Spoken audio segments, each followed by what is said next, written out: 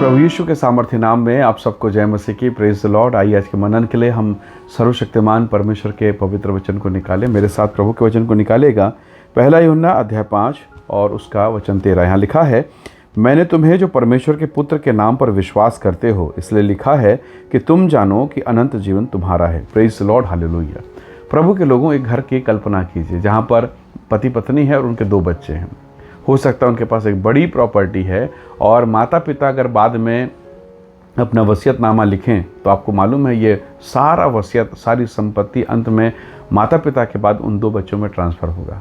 पर अगर इसी बीच में एक और बच्चा पैदा हो जाए, चाहे वो बेटी हो चाहे बेटा, अब मुझे बताइए उस सारी प्रॉपर्टी को क्या 2 भाग में बांटा जाएगा या उसका तीसरा भाग भी किया जाएगा, यानी बराबर बराबर 3 भाग। कारण क्या था? वो एक नया सदस्य उस परिवार में जन्म लिया है। हालेलुया।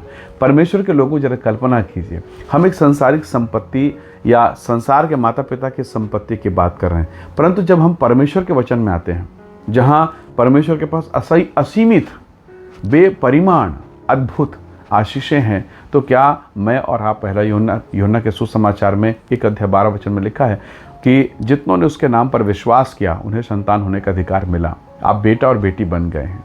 हालेलुया। यीशु के नाम पर भरोसा करके, विश्वास करके आप बेटा और बेटी बन गए हैं। तो क्या स्वर्ग की चंगाई आपका नहीं है? क्या स्वर्ग की आशीषें आपका नहीं है? है। कई बार आपके मन में आएगा कि मैं प्रभु के साथ चल रहा हूँ, मैं कलीसिया जाता हूँ, चर्च जाता हूँ, प्रार्थना में भी हूँ, आराधना में भी हूँ, वचन में भी हूँ, पर मेरे जीवन से संकट टल नहीं रहा है, दुख टल नहीं रहा है, मैं अभी भी परेशानी में हूँ, मुझे समाधान नहीं मिल रहा है। बहुत बार प्रभु के लोगों, सब चीज़ों के बाद में आप देखेंगे परमेश्वर की एक अद्भुत योजना है। जैसे अगर आप देखें तो अब्राहम को प्रभु ने चुना जब वो 75 साल का है, उत्पत्ति 12 अध्याय में, पर उसके जीवन में कई उतार चढ़ाव आए। यहाँ तक कि उसके साथ जो उसका भतीजा है, उसके भाई का बेटा भतीजा जो है लूत, वो उससे अलग हो गया। इतनी संपत्ति उसके पास थी, वो अलग हो गया, उसकी पत्नी हो गए, उसके बाल बच्चे, तब भी अब्राहम के संतान नहीं है। अब लूत की जिनका समापन हो गया, वो पाप में गिर गया, उसकी पत्नी, परिवार, सब कुछ बर्बाद हो गया। और तब कहीं जाके अब्राहम को प्रभु ने आशीष दी, संतान हुआ।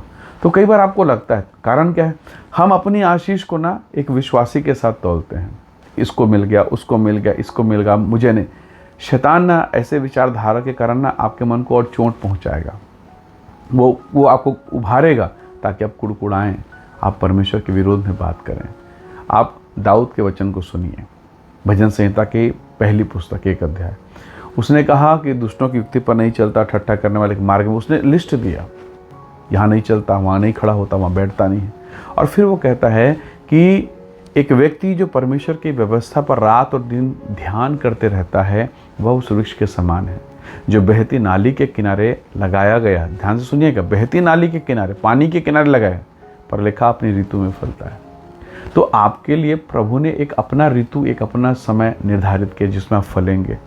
जब आप फलेंगे फूलेंगे ना, उसका कोई तोड़ होगा ही नहीं। याद रखिएगा, एक फूल का भी पेड़ होता है, उसका अपना सीजन होता है और अपने सीजन में सबसे खूबसूरत होता है। हालेलुया। तो आपका जो सीजन प्रभु ने ठहराया है, उस सीजन में प्रभु आपको खूबसूरत करेगा, आपको बेशुमार आशीष से भरेगा। और हाँ, जिस समय में आपको बढ़ाएगा, आप बहुतों के लिए चमत्कार, गवाही और महिमा का कारण बनेंगे। इसलिए जब परमेश्वर के वचन में लिखा, जब प्रभु का वचन हमें सिखाता है कि हमारी आशीष उसने पहले से निर्धारित कर दी है, जगत की उत्पत्ति से पहले, तो जब प्रभु हमें दे रहा है, हम उसके संतान बन गए। और संतान हैं तो हकदार हैं, हम हकदार हैं, हम वारिस हैं। हालेलुया। तो हर एक स्वर्गीय चंगाई, हर एक स्वर्गीय आशीषें आपका और मेरा हिस्सा है। इसलिए मन को कभी निराश मत करना। शैतान ऐसे करता है कि आप निराश हो जाएं, आप प्रेयर को छोड़ दें, आप उपवास करते रहेंगे और आपके मन में शैतान अचानक से विचारधारा डालता है, क्या हुआ तेरे उपवास का, कुछ तो मिला नहीं। और वो आपको उपवास तोड़ने के बारे में बात करेगा। आपको याद है यीशु मसीह के विषय में, जब यीशु मसीह की परीक्षा हो रही थी, शैतान आके परीक्षा ले रहा था, वो बीच बीच में कहते रहता था, वो बीच बीच में बोलते रहता था। जब वो 40 दिन हो गए, भूख लगी यीशु मसीह, तो आया, उसने कहा अगर तू परमेश्वर का पुत्र है तो इस पत्थर को रोटी बना। सोचिए क्या कह रहा है वो। तो वो जानता है आपकी कमजोरियों को, वो जानता है आपकी दुर्बलता को, वो जानता है आपकी निर्बलता को।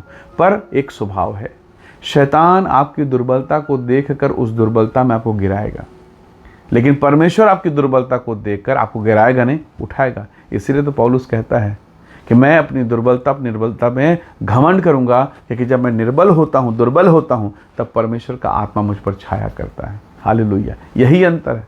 शैतान गिराने के लिए आएगा, पर परमेश्वर आपको उठाने के लिए आएगा। इसलिए प्रभु के लोगों, जीवन के कठिन परिस्थिति में, निर्बलता की परिस्थिति में आपको पीछे नहीं भागना है, आपको आगे आना है। जब आपने देखा छोटे छोटे बच्चे जब लड़ाई होते हैं, और जब कोई छोटा बच्चा बाहर में अपने दोस्तों के साथ मारपीट करता है और मार खाता है, तो सबसे पहले किसकी तरफ भागता है? पड़ोसी के घर की तरफ या अपने घर की तरफ? किसको पुकारता है? पड़ोसी के माता पिता को या अपने माता पिता को?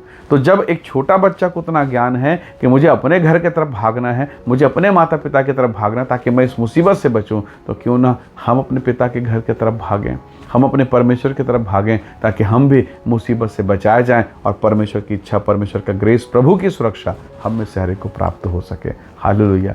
कई बार दुख में, तकलीफ में हम दोस्तों के पास, परिवार के पास, मित्रों के पास, रिश्तेदार, कोर्ट कचहरी कहाँ का नहीं भागते हैं, जबकि समाधान परमेश्वर के चरणों पर उसने कहा, जो कोई मेरे पीछे आएगा अंधियारे में ना चलेगा। हालेलुया। वो आपको उजाले में लेके चलना चाहता है। आइए दुआ करें ताकि प्रभु का उजाला मेरे और आपके जिन पर बना रहे। आइए प्रार्थना करें। सर्वशक्तिमान पिता, आपके महान अनुग्रह, आपकी दया, आपके उजाले के लिए धन्यवाद प्रभु। आपने बेटा बनाया, बेटी बनाया, संतान और अधिकार बनाकर हमें रखा प्रभु जी। धन्यवाद उस महान आशीष के लिए प्रभु जी। प्रत्येक को तो ब्लेस कर आशीष दे। जो निराशा, हताशा, व्याकुलता है, इनके जीवन से दूर हो और आपका महान उजाला प्रकट हो। धन्यवाद। आपने प्रार्थना को सुना, यीशु के सामर्थ्य नाम से मांगते हैं। आमीन, आमीन। प्रभु आप सबको आशीष दे। परमेश्वर का अनुग्रह आप सबके साथ हो। Praise the Lord. जय मसीह की।